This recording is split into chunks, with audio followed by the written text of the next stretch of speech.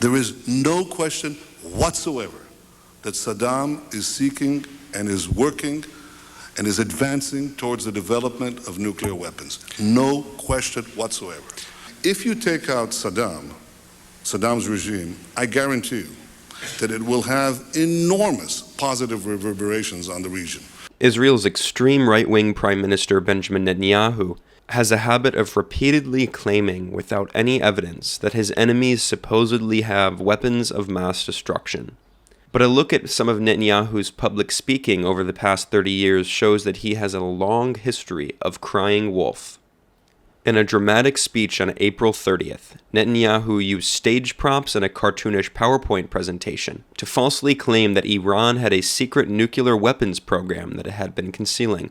Tonight, we are going to reveal new and conclusive proof of the secret nuclear weapons program that Iran has been hiding for years from the international community in its secret atomic archive. We're going to show you Iran's secret nuclear files. Netanyahu's speech had a clear political purpose: to sabotage the Iran nuclear deal agreed to by the international community with false and misleading allegations. Well, tonight I'm here to tell you one thing. Iran lied. Big time.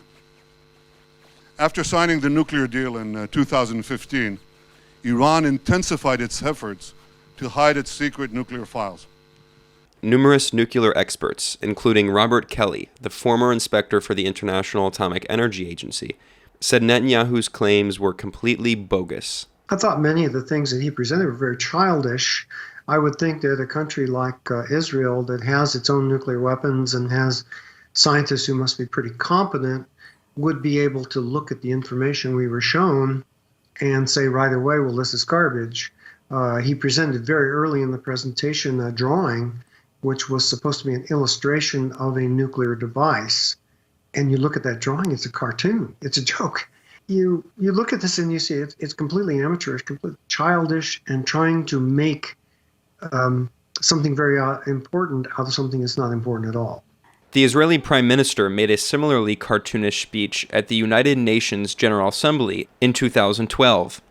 The performance was another thinly disguised call for war, in which Netanyahu infamously drew a red line and claimed Iran was mere months from procuring a nuclear warhead. By next spring, at most, by next summer, at current enrichment rates, they will have finished the medium enrichment and move on to the final stage.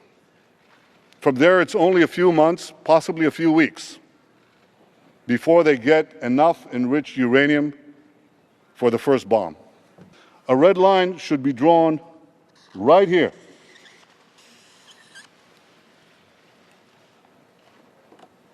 Before Iran completes the second stage of nuclear enrichment necessary to make a bomb. Yet this dishonesty is far from new. For decades, Netanyahu has been falsely accusing Israel's enemies of secretly harboring nuclear weapons. As far back as 1990, when Netanyahu served as Israel's deputy foreign minister, he claimed Iraq had a nuclear program that was, quote, fast accelerating. In an interview on NBC News Today show in December 1990, Netanyahu warned of what he called Saddam Hussein's, quote, weapons of destruction. The question is really, how do we ensure that these weapons of destruction, these missiles, these chemical weapons, the nuclear program that is fast accelerating in Iraq, that these do not pose a threat in the aftermath of the crisis, assuming he gets out of Kuwait. This is an issue for the entire international community. Netanyahu's weapons of mass destruction lies were even more extreme a decade later. In the lead-up to the war in Iraq, Benjamin Netanyahu testified before the U.S. Congress and claimed there was no question whatsoever about Saddam Hussein's supposed weapons of mass destruction. There is no question whatsoever that Saddam is seeking and is working and is advancing towards the development of nuclear weapons. No question whatsoever. And there is no question that once he acquires it, history shifts immediately. There is no question that he had not given up on his nuclear program, not whatsoever. There is also no question that he was not satisfied with the arsenal of chemical and biological weapons that he had and was trying to perfect them constantly. Saddam is hell-bent on achieving atomic bombs, atomic capabilities as soon as he can.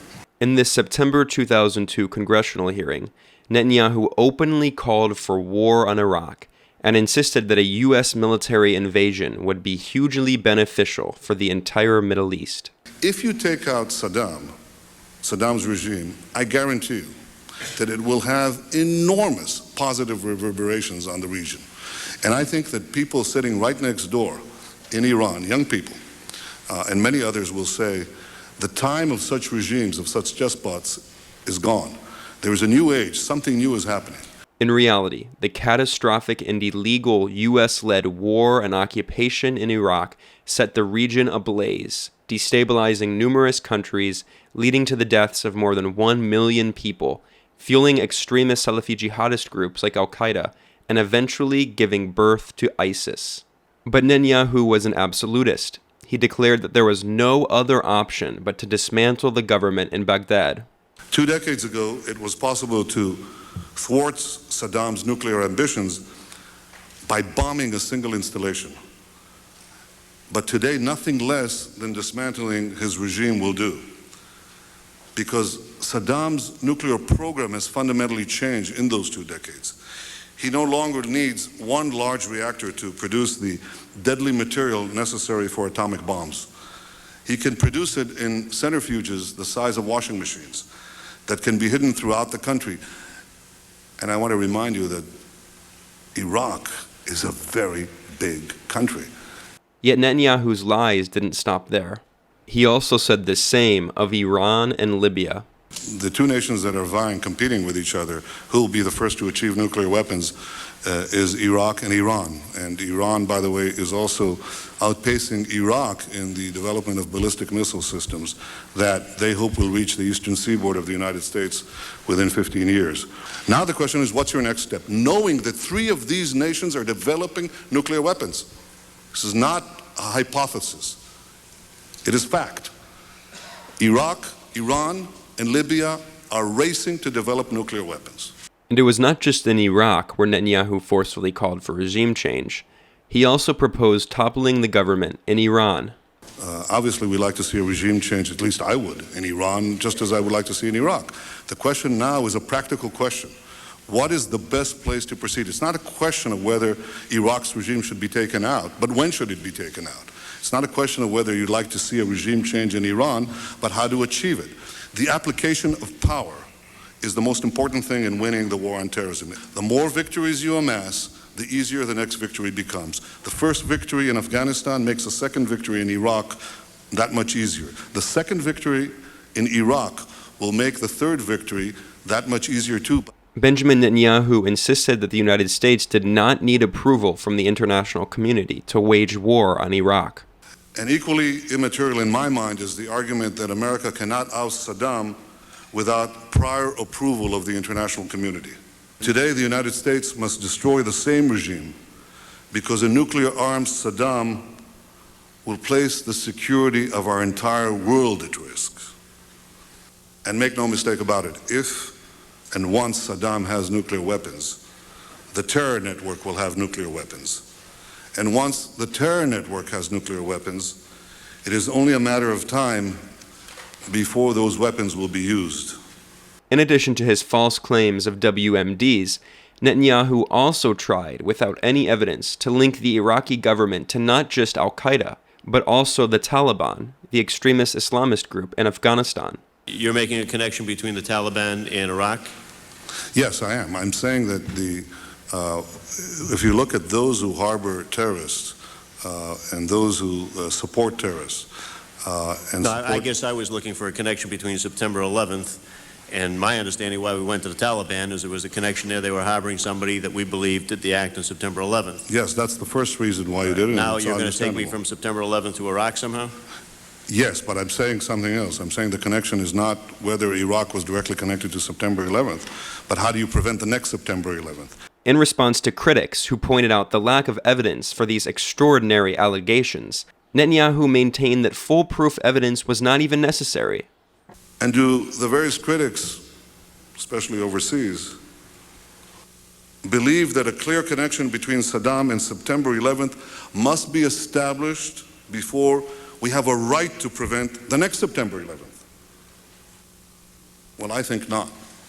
Whether it's 1990, 2002, or 2018, it's clear that Netanyahu is still repeating the same refrain. Investigations don't work, diplomacy is a dead end, and evidence is not necessary. The only path that can and should be pursued is more war. And Israel's longest-serving prime minister has more than demonstrated his willingness to tell a few lies to sell those wars to the public. Reporting for The Real News, I'm Ben Norton.